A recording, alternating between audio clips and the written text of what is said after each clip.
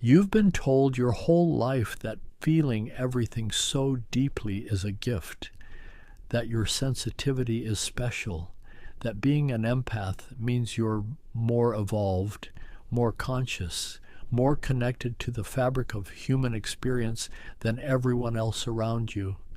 You've held on to that idea. You've built an identity around it. Maybe it's even become the story you tell yourself when the world gets too loud and the pain gets too heavy. But here's what nobody tells you. That story, the one about your gift, has been quietly keeping you in a cage, not because sensitivity isn't real. It is. The neuroscience proves it. The ancient wisdom confirms it. But somewhere between discovering that you feel more than others and actually understanding what that means, something went wrong. The mainstream conversation about empaths turned a neurological reality into a comfortable identity.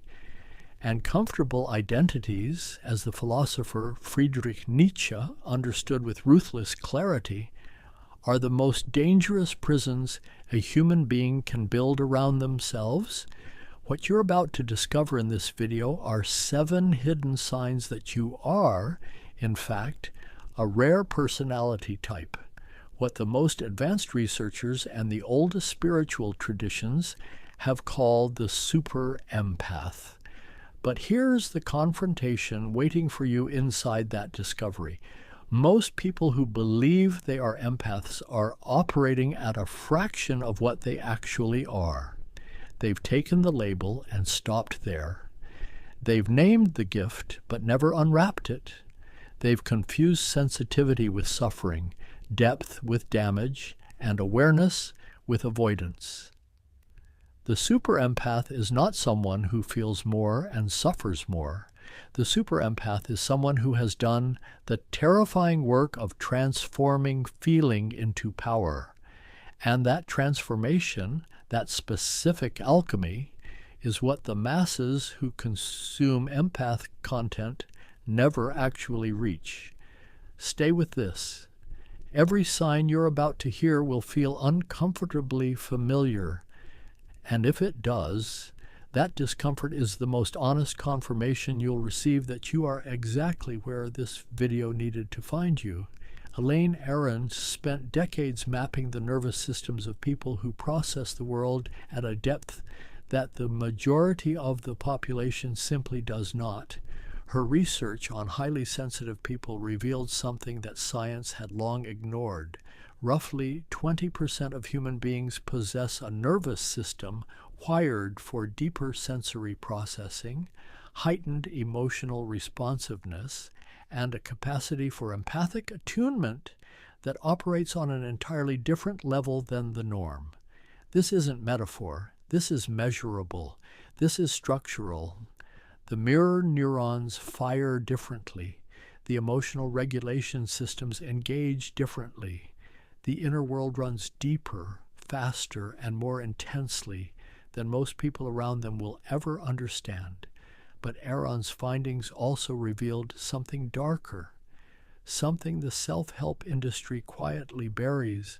The same nervous system that grants this depth also creates a specific set of survival patterns, protective mechanisms built during years of being too much for the world around you, that if never examined, never released, will trap you inside a smaller and smaller version of yourself for the rest of your life. Nietzsche called it the great sickness of the gifted, the misuse of one's own power against oneself. He saw it in the artists, the poets, the seers, those rare ones who contained more than ordinary human containers could hold, slowly turning their own capacity inward, weaponizing their depth against their own becoming. Ancient wisdom knew this pattern long before modern psychology named it. The oldest recorded traditions observe that the one who is given the sharpest sight carries the greatest responsibility not to close their eyes. Scholars of the human soul discovered centuries ago that the deepest hearts, if not disciplined and refined, become the most elaborate architects of their own imprisonment. You are not here to stay comfortable. You are here to become what you actually are. Here is the first sign. You absorb the emotional states of people around you, and then, and this is the part that will sting, you convince yourself that those feelings are your own. You walk into a room, and within 60 seconds you have swallowed the anxiety of the person next to you, the sadness of the person across from you, the anger in the atmosphere, and made it all into a cocktail that you now have to drink alone. And the most insidious part is that you don't register this as absorption. You register it as your mood. You say, I feel anxious today, when what is actually true is, I picked up someone else's anxiety and now I'm carrying it without their permission and without my awareness. Aron's research documented this precisely. The highly sensitive nervous system lacks the default filtering mechanism that most people use unconsciously to keep emotional data at a distance. What reaches others as a whisper reaches you as a broadcast. You don't just notice emotions. You receive them. You inhabit them. You become them temporarily and then wonder why you feel exhausted by lunchtime. Timeless spiritual texts have long warned that the one who cannot distinguish between what is theirs and what belongs to another will never know peace in their own house. The inner world becomes a crowded market, full of other people's goods, and the self stands in the middle of it all, wondering why they feel so displaced.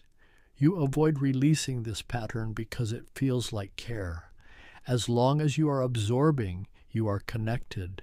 As long as you feel everything others feel, you cannot be accused of being cold, detached, indifferent. The absorption is the evidence to yourself that you are a good person, that you are present, that you love. But release looks like this. You stand in that same room and you feel the emotional weather without becoming it. You witness the anxiety, the grief, the tension, and you remain yourself, rooted, present, distinct, not disconnected, not cold, but sovereign. You can feel the wave without becoming the water. You'll know you've released this when you leave a difficult conversation feeling tired but not hollow, when you can identify someone else's pain without immediately adopting it as your own, when you say, I notice there is sadness here, instead of I am sad without knowing why. That is the beginning of what the ancient ones called the protected heart, the heart that is fully open and yet remains uncolonized. You feel things before they happen, not in the dramatic, mystical way that gets performed on social media, not with crystals and proclamations, in the quiet, unglamorous, almost embarrassing way. You get a feeling about a person before they've given you any real reason to have it. You sense the shift in a relationship before a single word of conflict has been spoken. You walk into a situation and your body already knows the outcome before your mind has caught up with the logic. And what do you do with that knowing? You dismiss it. You override it. You call it paranoia, projection, irrationality. You gaslight yourself out of your own most reliable instrument. Aron's research identified this as one of the most consistent traits of the highly sensitive nervous system, a capacity for what she termed deep intuitive processing, where the brain integrates subtle cues, micro-expressions, tonal shifts, and environmental data at speeds and depths that conscious thought cannot track. It is not supernatural, it is neurological. Your system is running more data, faster, and synthesizing it into a felt sense that arrives before the analytical mind has finished its sentence. Nietzsche wrote about this as instinct, the intelligence that lives below the surface of rational thought, the animal knowing that civilization teaches you to silence in favor of argument, proof, and social acceptability. He believed the suppression of instinct was the foundational tragedy of modern human beings, that in teaching people to reason their way through life, something irreplaceable was buried. The oldest spiritual traditions understood this burial intimately. The wisest traditions of human civilization understood that the heart perceives what the eye cannot see, and that the one who learns to trust this perception walks a path that others cannot follow, not because the path is hidden, but because most people have lost the faculty to feel it beneath their feet. You avoid trusting this sign because being wrong feels catastrophic to you. The highly sensitive person carries a particular relationship with error. Every mistake lands heavier, stays longer, and echoes further than it does for most. So the unconscious calculation becomes better not to trust the intuition fully, so that when it fails, you haven't fully committed. You protect yourself from the pain of being wrong by never fully being present in your own knowing, but the cost of that protection is that you are perpetually exiled from your own most powerful faculty. You live one step removed from the intelligence that is most distinctly yours. Release looks like this. You receive the knowing and you honor it, not by acting recklessly on every feeling, but by treating your inner perception as data worth examining rather than noise worth suppressing. You stop apologizing for what you sense. You stop waiting for external permission to trust what is already moving inside you. You'll know you've released this when you speak the thing you know before you have proof. When you say, something feels off here, without immediately following it with an apology. When you look back on the moments you overrode your knowing and feel not shame, but resolve. The third sign is one that almost no one in the empath conversation ever names honestly. You are addicted to intensity, not in the way you might expect, not through drama or chaos seeking in the obvious sense, but through emotional depth. You have a threshold, a minimum level of emotional charge, below which life feels meaningless to you. Small talk doesn't just bore you, it physically distresses you. Shallow relationships don't just leave you unfulfilled, they leave you feeling like you are slowly disappearing. You gravitate again and again toward the heaviest conversations, the most complicated people, the relationships that demand everything from you, and you tell yourself this is because you are deep, because you require meaning, because ordinary life simply isn't enough for someone like you. And there is truth in that, but there is also something else underneath it that Aron's research points to with uncomfortable precision. The highly sensitive nervous system, wired for depth, can become dependent on emotional intensity as a form of stimulation. The deep feeler, if not careful, begins to equate suffering with significance, begins to mistake turbulence for aliveness, begins to confuse emotional overwhelm with genuine connection. Nietzsche watched this pattern destroy some of the most gifted minds of his era. He called it the romanticism of suffering, the philosopher, the artist, the seer who become so attached to their own depth that they begin to manufacture pain simply to feel worthy of themselves. The gift turned against itself becomes a performance of depth rather than the living of it. Ancient wisdom cuts even deeper here. Scholars of the human soul discovered centuries ago that the one who makes suffering their companion will never recognize peace when it arrives at their door, because peace, in its quietness, will feel to them like emptiness. They will mistake stillness for death and reach again for the storm. You avoid releasing this pattern because intensity has become your proof of being alive. Without it, you fear you will disappear into ordinariness, that the depth you have always believed made you rare will turn out to have been nothing more than a capacity for suffering that you mistook for soul. But release looks radically different from what you fear. It does not look like flatness. It does not look like a life drained of meaning. It looks like discovering that depth does not require pain as its price of admission. That connection can be profound without being destructive, that you can be fully alive in the quiet moments, in the ordinary afternoon, in the unremarkable conversation, because you have finally stopped needing the storm to prove your own significance. You'll know you've released this when you sit in a calm relationship and do not immediately begin scanning it for problems.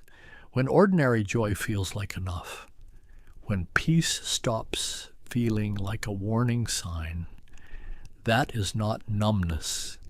That is the arrival of a different kind of aliveness, one the storm never allowed you to reach. If what you've heard so far has landed somewhere real in you, if you felt that specific discomfort of being accurately described, then you already understand that this journey requires more than passive watching. It requires tools. It requires structure. It requires a container strong enough to hold the kind of transformation being named here. If you're serious about moving from sensitive to sovereign, check out what's linked below. Now back to what matters. The fourth sign is one that will feel like a compliment until you look at it directly. You see people with a clarity they cannot see themselves.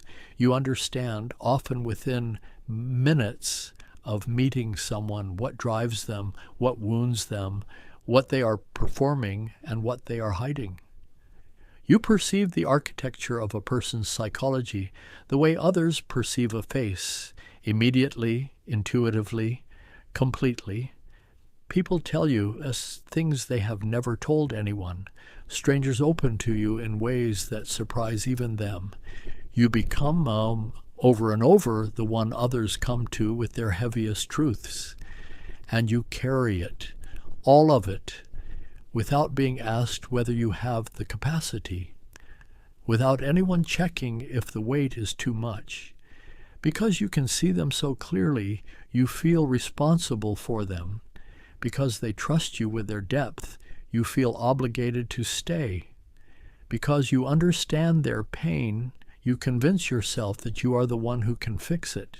Aron identified this as one of the most exhausting dimensions of high sensitivity, the burden of perception without boundary.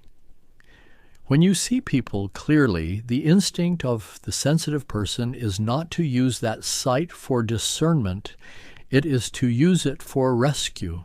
The empath becomes the unofficial therapist of every room they enter, the gravitational center of every broken person in their orbit, the one who is always present for others and rarely present for themselves. The timeless spiritual texts have long warned against this specific trap with striking precision. Ancient wisdom teaches that the one who takes on what was never assigned to them will find themselves crushed, not by enemies, but by their own generosity, that the deepest compassion is not the absorption of another's burden, it is the refusal to rob them of their own growth by carrying what is theirs to carry. Nietzsche named the shadow of this pattern as the will to pity. A force he distinguished sharply from genuine love. Pity, he argued, does not elevate the one it is directed toward. It keeps them small, keeps them dependent, and keeps the one doing the pitying locked in a role that feels noble, but functions as control. The sensitive person who cannot stop rescuing is not purely selfless. They are also, in some deep and unexamined way, using the rescue to feel necessary, to feel safe, to feel that their presence in the world has an undeniable purpose. You avoid releasing this because the alternative terrifies you. If you stop seeing others as projects to be understood and saved, who are you in relationship? If you withdraw the invisible therapy, the constant holding, the emotional labor that you provide without invoice, will anyone stay? Will you still be loved if you are not useful? Will you still be valued if you are not needed? That question is the real thing underneath the pattern, and it is the question most empaths never ask themselves directly. Release looks like this. You offer your perception as a gift, not a debt. You see clearly, and you let that clarity inform your choices rather than chain you to someone else's journey. You can be with someone in their pain without climbing into the wound with them. You can love without losing yourself inside the loving. You'll know you've released this when someone brings you their crisis and you feel compassion without immediately calculating what you can do to fix it. When you can say, I see what you're carrying without picking it up. When your relationships begin to feel like chosen connections rather than assigned responsibilities. The ancient ones called this the compassion of the elevated, seeing fully, loving freely, and remaining whole. The fifth sign cuts closest to the identity you have built around yourself, which is exactly why it needs to be said without softening. You use your sensitivity as a reason to stay small, not consciously, never consciously, but watch the pattern. Every time an opportunity arrives that would require you to be seen at full scale, to lead, to declare, to claim space without apology, there is a voice that arrives first. It speaks in the language of your sensitivity. It says you are too affected by criticism to survive exposure. It says you are too feeling to handle the hardness of ambition. It says the world is too loud, too brutal, too shallow for someone like you, and so you stay in the place that is slightly too small. You take the role that is slightly beneath your capacity. You speak at the volume that is slightly below what you actually know. Aron's research documented what she called the inhibition response in highly sensitive individuals, a neurological tendency to pause, assess, and withdraw in novel or high-stakes situations. It is, in its origin, a survival mechanism. The sensitive nervous system evolved to proceed with caution, but what begins as biological wisdom becomes, over years of reinforcement, a reflex that fires not just in genuinely dangerous situations, but in any situation that requires expansion. Nietzsche called this the failure of the highest type. He reserved his sharpest critique not for the mediocre, they could not help what they were, but for the gifted who chose smallness, who used their own depth as justification for their own diminishment, who looked at their sensitivity and decided it was fragility rather than power. Classical spiritual thought has always known that the one who buries their capacity does not escape the weight of it. They carry it differently, not as expression, but as regret, not as power, but as longing. You avoid releasing this because smallness is safe. Smallness has never been publicly humiliated. Smallness has never been criticized at scale. Smallness has never had to defend its right to take up space. And for a nervous system that processes rejection at the depth yours does, the mathematics of smallness can feel rational. Stay hidden, stay whole. But the cost is a life that is always slightly less than what you contain. A permanent gap between who you are in private, in your clearest moments, in your most honest conversations with yourself, and who you allow yourself to be in the world. Release looks like this. You stop asking permission to be large. You stop preemptively apologizing for your intensity, your depth, your capacity. You enter the room as the full version of yourself, and you let the world decide what to do with that, instead of deciding for it in advance.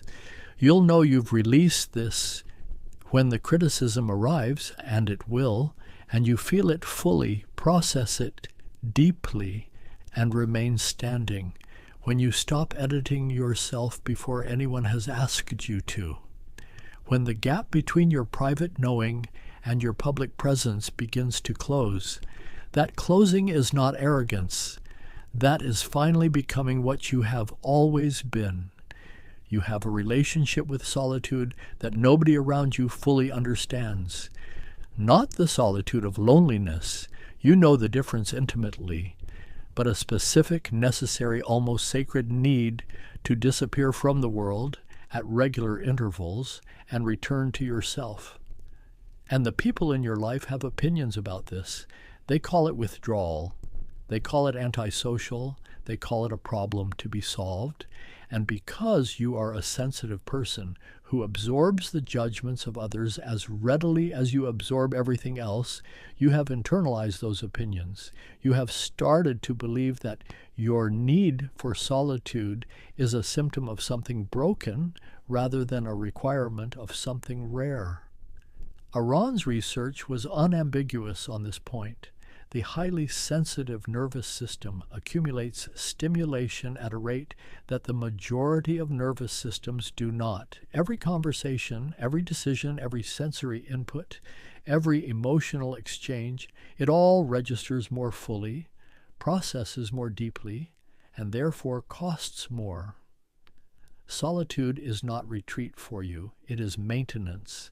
It is the biological necessity of a system that gives more than ordinary systems give, and therefore requires more recovery than ordinary systems require. The wisest traditions of human civilization understood this with a clarity that modern culture has almost entirely lost.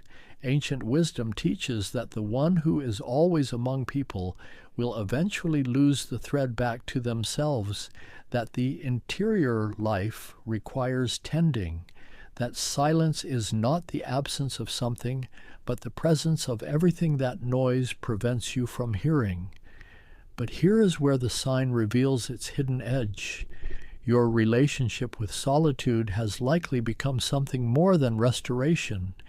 It has become, in ways you have not fully admitted, a form of avoidance.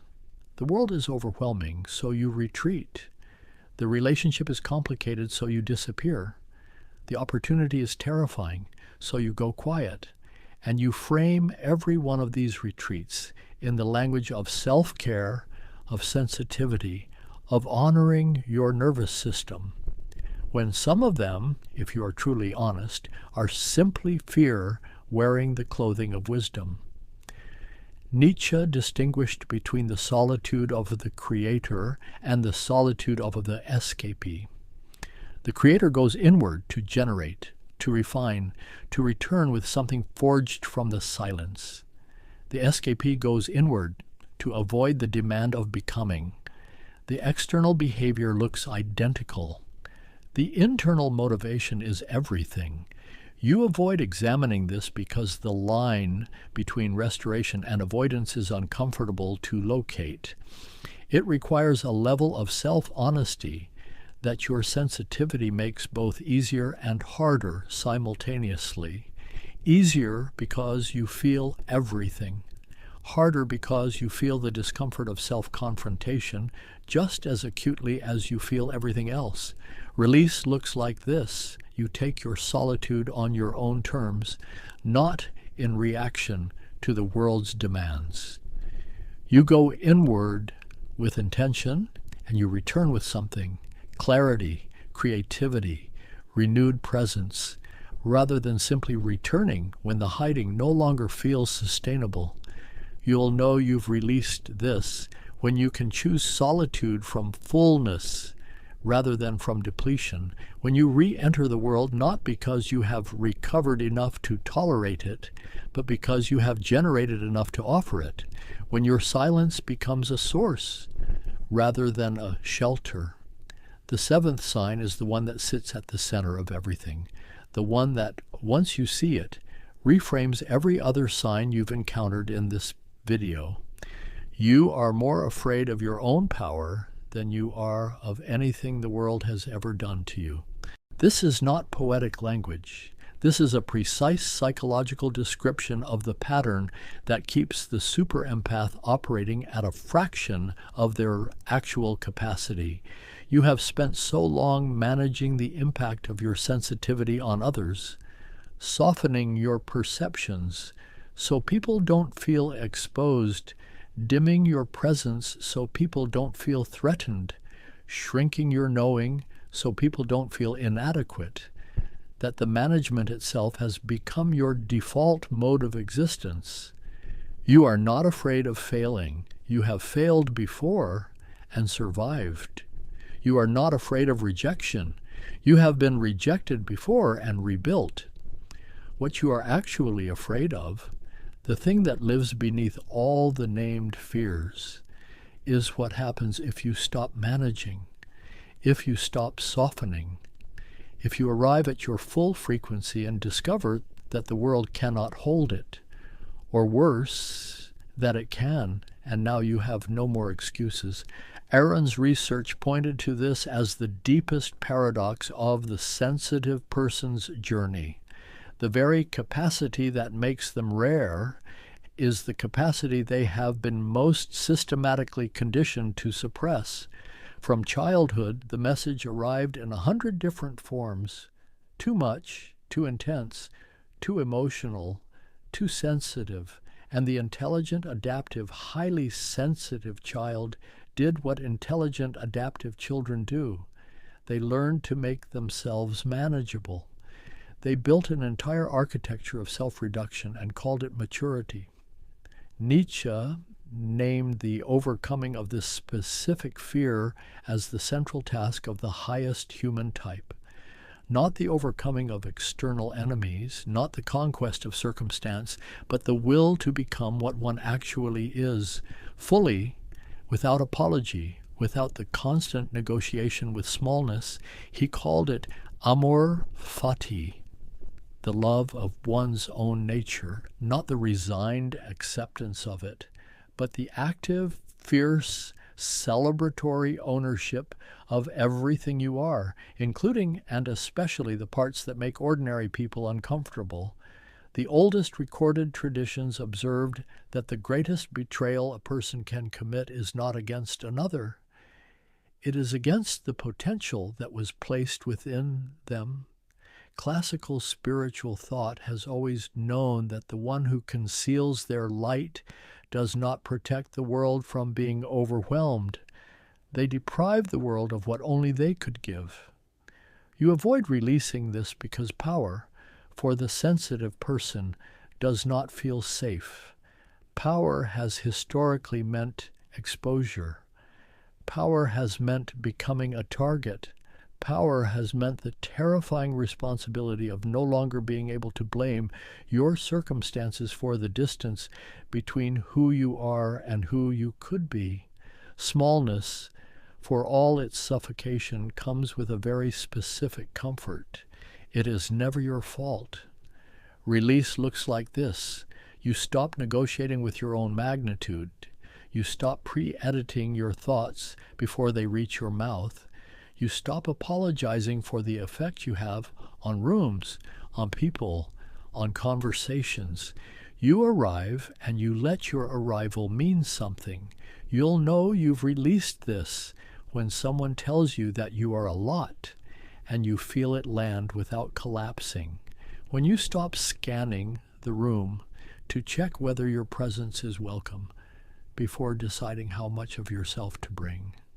When you look at the full scale of what you contain and feel, not terror, but responsibility, that is the moment the super empath stops being a sensitive person who suffers beautifully and becomes something the world has rarely encountered, a human being operating at the full depth of what they were made to be.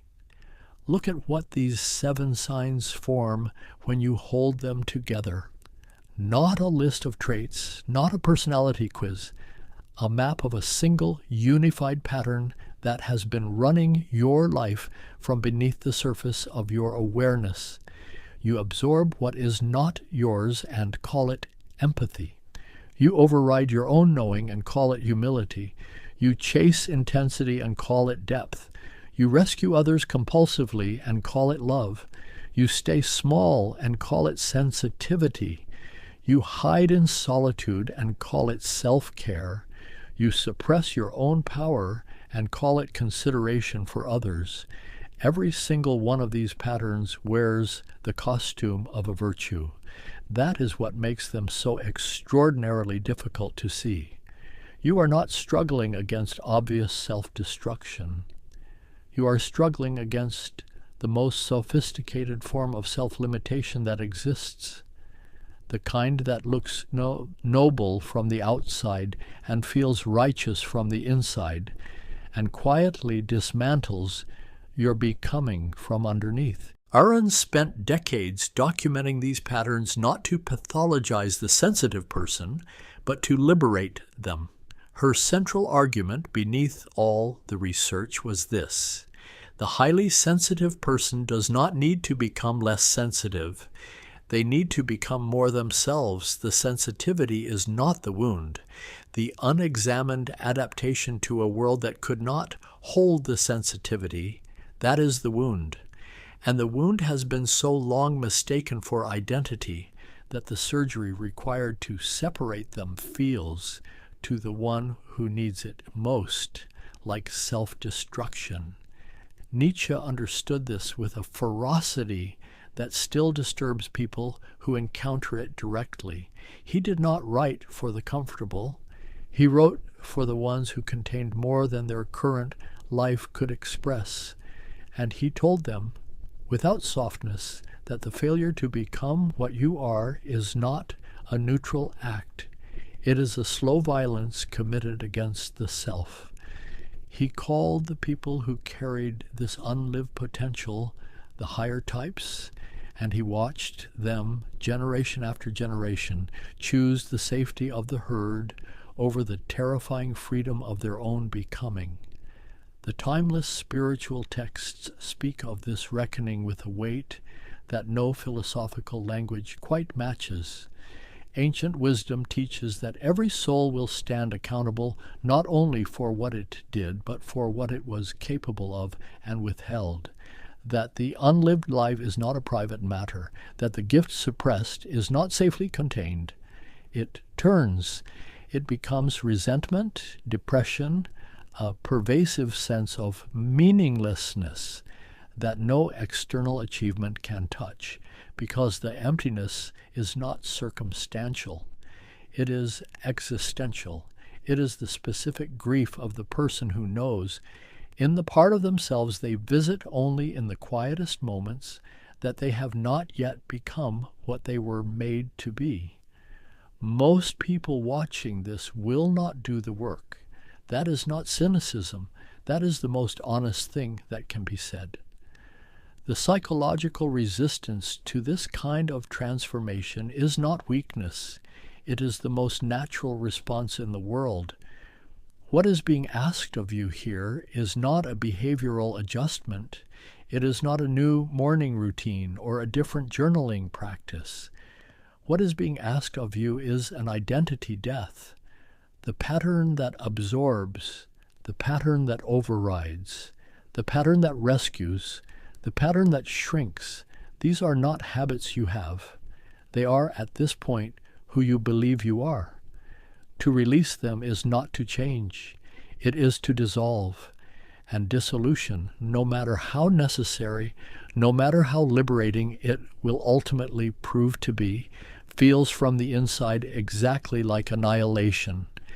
This is why the spiritual bypassing trap claims so many sensitive people. You consume the content. You resonate with the frameworks. You feel the recognition move through you like electricity. And then you return to your life and nothing changes. Not because you are not intelligent enough to understand what was said. Not because you do not genuinely want transformation, but because understanding and transformation are not the same country. They are not even on the same continent. Understanding lives in the mind. Transformation lives in the sustained, uncomfortable, daily confrontation with the moment when the old pattern wants to fire. And you choose differently anyway. That gap, that specific, unglamorous, repetitive gap between knowing and doing, that is where the super empath is either forged or abandoned. Now let yourself see what becomes possible when all 7 of these patterns are genuinely released. Not theoretically, not aspirationally. Actually, you operate from discernment instead of absorption. You move through the emotional landscape of the world as a sovereign witness rather than an unguarded receiver. You feel everything, and you remain yourself. You operate from trust instead of override. Your inner knowing becomes the first voice you consult rather than the last one you allow. You stop living in the perpetual exile of self-doubt and begin inhabiting the full territory of your own perception. You operate from chosen depth instead of compulsive intensity. Your relationships carry meaning not because they are turbulent, but because they are true. You discover that genuine connection is quieter than you expected and more sustaining than anything the storm ever gave you. You operate from compassion instead of rescue. You see people clearly, and you love them without losing yourself inside the loving. Your relationships become genuine encounters between 2 whole people rather than transactions between a caretaker and their dependents. You operate from expansion instead of managed smallness. You take up the space that was always yours to take.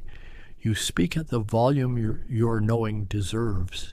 You enter rooms as the full version of yourself, and you discover, to the ruin of every story you told yourself about why you couldn't, that the world does not shatter when you arrive completely. You operate from intentional solitude instead of reactive hiding. Your inner life becomes a source of genuine power rather than a refuge from genuine living. You go inward with purpose, and you return with something forged.